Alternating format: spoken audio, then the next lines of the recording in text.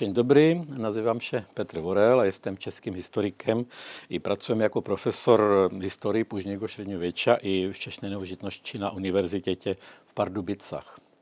Naše miasto Pardubice jest nie tylko ważnym ośrodkiem historycznym z cennymi zabytkami architektury renesansowej, ale także ważnym węzlem komunikacyjnym. Mamy autostradę, lotnisko i port rzeczny. Przez Pardubice przebiega również główny korytarz kolejowy, dzięki czemu z naszego miasta kursują bezpośrednie pociągi nie tylko do Berlina i Wiednia, ale od tego roku również do Gdańska. Interesuję się historią, chętnie pracuję z materiałami archiwalnymi oraz zbiorami muzealnymi.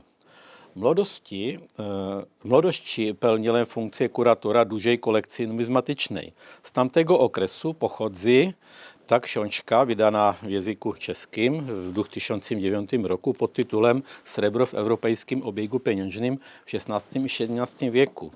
Nieco później, w 2013 roku, opublikowałem w Stanach Zjednoczonych w wydawnictwie Columbia University Press w Nowym Jorku ładną angielską książkę podsumowującą początki i rozwój walut dolarowych od momentu rozpoczęcia bicia srebrnych dolarów w Czechach w 1520 roku aż do współczesności.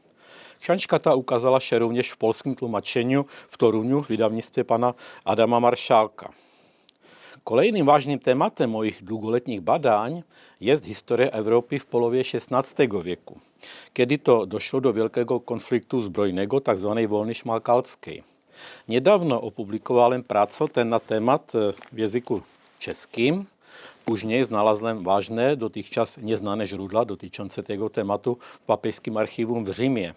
Dzięki temu mogłem sformułować zupełnie nową interpretację początków tego konfliktu w książkę, która ukazała się w zeszłym roku w języku angielskim nakładem wydawnictwa Palgrave w Londynie i w New Yorku pod tytułem Włoska krucjata przeciwko niemieckim luteranom.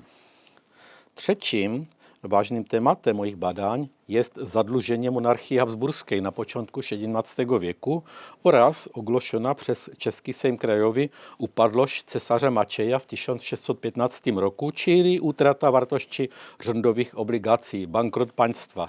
To jest tato książka. Jest to temat zupełnie nieznany w starszej literaturze. Od 1615 roku Czesi nie płacili do Wiednia żadnych podatków, a budżet całej monarchii całkowicie się załamał. W Wiedniu nie byli w stanie spłacić nawet odsetek od długów cesarza. Okoliczności te interpretuję w zupełnie nowy sposób jako ważniejszą przyczynę wybuchu czeskiego powstania stanowego w 1618 roku, a tym samym całej wojny 30-letniej, niż współczesne spory wyznaniowe. Były one mile widzanym pretekstem, ale nie główną przyczyną. W rzeczywistości chodziło głównie o zasoby gospodarcze i pieniądze. Tak jednak bywa w przypadku większości wojen, to co niestety obserwujemy również w dzisiejszych czasach. Na koniec wspomnę jeszcze o jednej ciekawostce. Od wielu lat pełnię funkcję prezesa Czeskiego Komitetu Narodowego Historyków i na tym szczeblu współpracujemy oczywiście z historykami polskimi. Z tej międzynarodowej współpracy zrodziła się również jeden wynik, którego sam siebie bardzo cenię. Około 20 lat temu, podczas jednej z imprez na pograniczu czesko-polskim, gdzieś w górach niedaleko Klocka, spotkaliśmy się z profesorem Krzysztofem Mikulskim, ówczesnym prezesem Polskiego Towarzystwa Historycznego, oraz z panem Adamem Marszalkiem, znanym polskim wydawcą z Torunia. W tej trójce rozmawialiśmy o tym, jak rozszerzyć współpracę między polskimi i czeskimi historykami. Rozmawialiśmy długo do nocy, wytrzymałem wszystkie toasty i w końcu wpadliśmy na pomysł, aby założyć wspólne czasopismo o łacińskiej nazwie Historia Slavorum Occidentis, to jest ono. Udało się, czasopismo to ukazuje się do dziś, jest finansowane wspólnie ze środków polskich i czeskich. Redakcję zapewniają koledzy z Uniwersytetu w Poznaniu, a wydaje je toruńskie wydawnictwo pana Marszalka.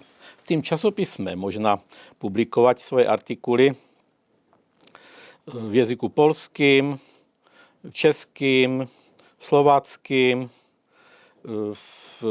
či kašubským oraz angelským, či německým, jak się Państwu podoba.